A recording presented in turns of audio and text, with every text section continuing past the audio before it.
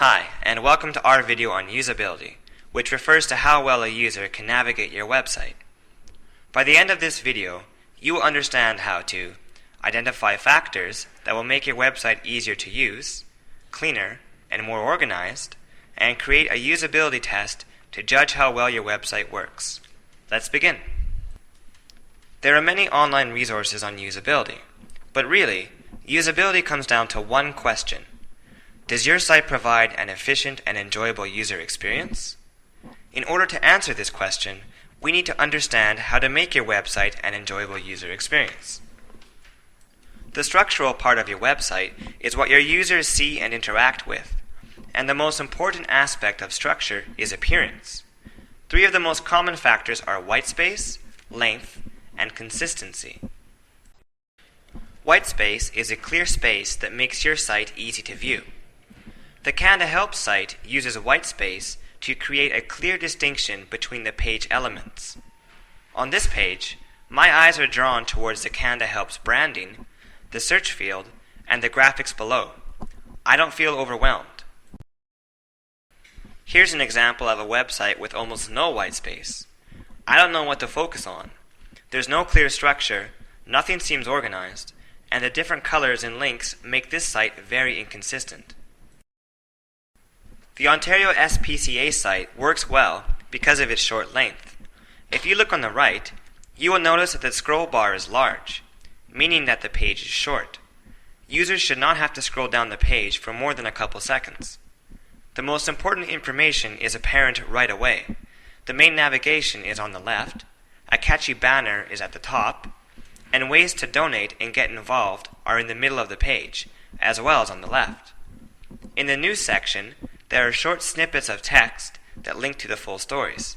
This is a great way to keep the page short. If I click on any link, the next page is just as short.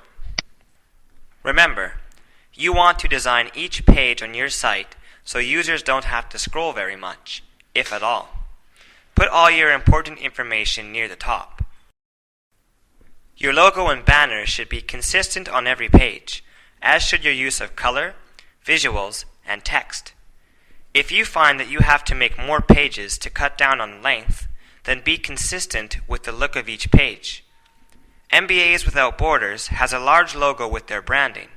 If I click on the navigation tabs, the image may change, but the look and feel remains the same. The color on the outside remains blue, the orange area is still navigation, and the white space is always for content. I always know where I am on this site, and I always know how to find information. The next category is functionality. This refers to how well your site interacts with users. First, let's look at organization. The Canadian Feed the Children site is clean and easy to use. I can tell that it's well organized because it has a catchy image and branding at the top. It has 5 top navigation tabs that inform users about the charity. It has 7 graphic links on the left to get users involved, and it has a simple content area that is broken up for easy reading. Notice how the Get Involved links are bigger and more prominent than the purple links at the top. As well, the Donate link is at the top, followed by action links such as Give the Best Gift Ever, Sponsor a Child, and Be an Everyday Hero. The goal of this site is to get users involved. It encourages me to donate and take action with well-placed links, good branding, and careful organization. Now look at this site. As a user, I don't know where to start. Although there are categories, the website is not set up so I am drawn to any particular area. Speed refers to how fast your site loads. If your site doesn't load within a couple seconds, you will lose a large percentage of visitors. Generally, the more videos, pictures, sound, and documents you have on your site, the slower it will be. However, this can also vary depending on your visitors' internet connection. Are they using dial-up or high speed? Here is a solution. Host your videos on YouTube and your pictures on Flickr. You can link to these sites from your website.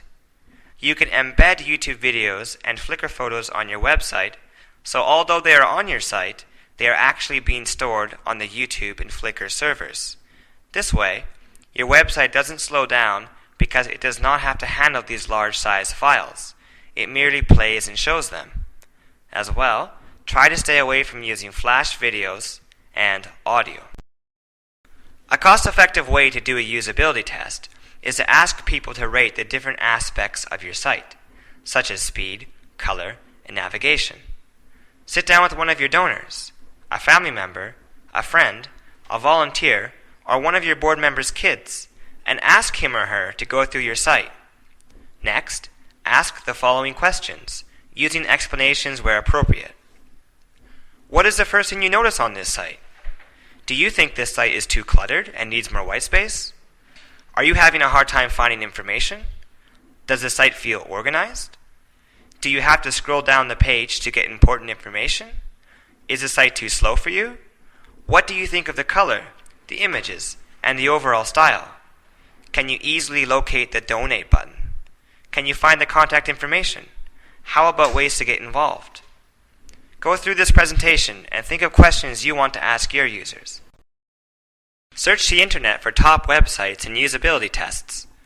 See what other charities are doing and see if you can incorporate some of their techniques.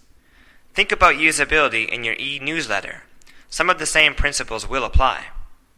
Remember, a good or bad site can make a large impact on your charity's success in spreading its message and raising funds. That's it. Canada Helps is a charity helping charities. We provide a cost-effective solution to online fundraising. Canada Helps is giving made simple. Thanks for watching, and we hope this video was helpful.